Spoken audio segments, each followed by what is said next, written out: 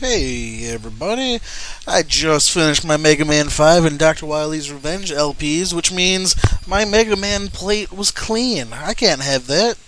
I pretty much want to have one Mega Man LP at least going at all times, just as a way for me to have variety with myself. I mean, right now I'm doing Sailor Moon R, Final Fantasy, and Dragon Warrior as I'm doing this, so having a nice action platformer is a good change of pace from, the slower paced RPGs.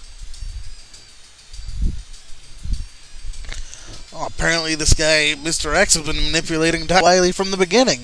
That's pretty crazy. Yeah, that's messed up.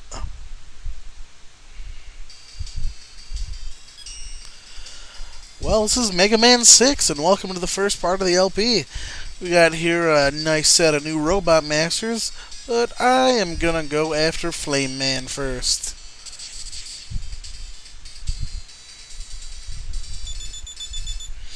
Yeah! Alright, here we have our first stage of Mega Man 6, and yeah! Take a hit at the first enemy. Die! Well, this is certainly not going to be a no-hit run. Good God, taking hits at every Met. It's like I'm doing it on purpose or something. Anyway, Flame Man stage here. I like to start with him first. I like to make mistakes apparently. Flame Man's not too hard as a first boss. As you can see, it's an oil-themed level. If you jump in the oil, that's perfectly fine. It just slows you down, makes your jump slower, and not quite as high, but if an enemy sets it on fire and you jump into it, it is instant death, so be aware of that. The interesting gimmick, as you saw in the opening, was that each of these 8 Robot Masters were part of a tournament, and Flame Man is from Saudi Arabia, I believe it was. As you can see by like the deserty motif and the whole oil theme and all that jazz. And the turban kind of gives it away.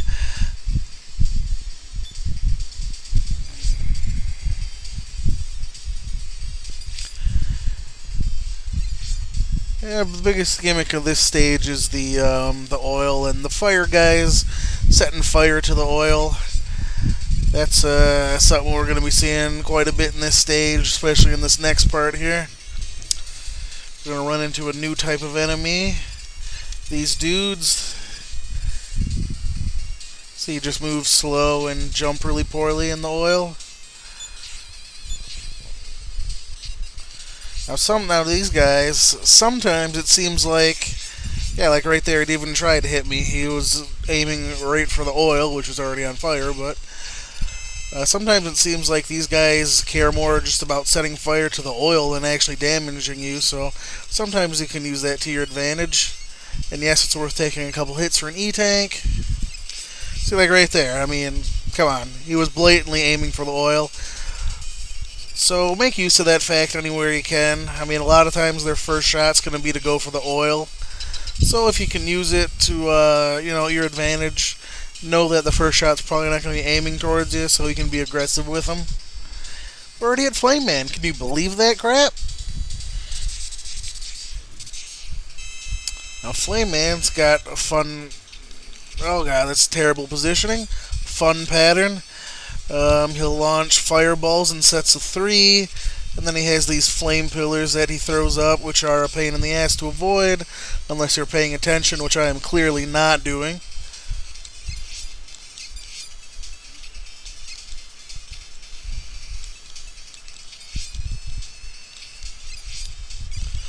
Now see, that was just a test run. No, that's actually pretty terrible, I'm not going to lie, but a little tired, although I did just kind of pass out for a while, just from lack of sleep. I did just come off of cutting Final Fantasy and Dragon Warrior videos, so I'm definitely not in the action platformer mindset at the moment. Now, as you can obviously see, these fire pillars reflect your shots, so be aware of that. Although, nice thing about his pattern is he always sends out those fireballs in groups of 3. You can use that to your advantage.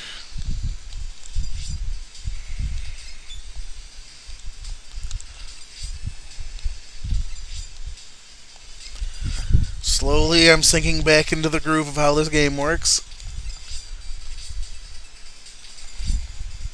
Those fire pillars are a lot easier to dodge than I'm making them seem. Just keep about half a screen of distance away from Heatman. Heatman? Good God, I am out of it. Flame Man. Keep about half a screen away from him, and those fire pillars have a pretty set distance from each other. So as long as you keep about half a screen away from him, you'll be able to tell whereabouts they're coming from and where do you need to go to dodge. That's one of the reasons I take on Flame Man first. You get the Rush Power Adapter. Rush is not in his normal doggy form in this game. He comes in two adapters that join with Mega Man to change his appearance.